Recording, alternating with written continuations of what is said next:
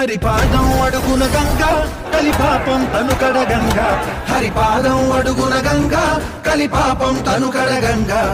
వ్యాసం ఇతిహాసం ఆ వ్యాసుడు ప్రవచించంగా ఘంటం గణపతిదై కురుచరితం విరచించంగా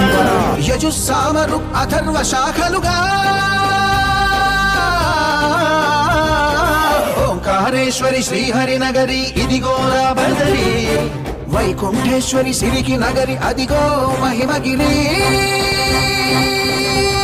ఈ కొండపై మా గండగా ఆ విష్ణు పాదమే వెలసింది వేదాలనే విభజించిన శ్రీ వ్యాసపీఠమై విరిసింది అరకనంద జల సంగీతం శ్రీహరి నామం ఉష్ణకుండ జలధారణలో హరిభక్తుల సాగం జ్ఞానం మోక్షం వసగే వైకుంఠం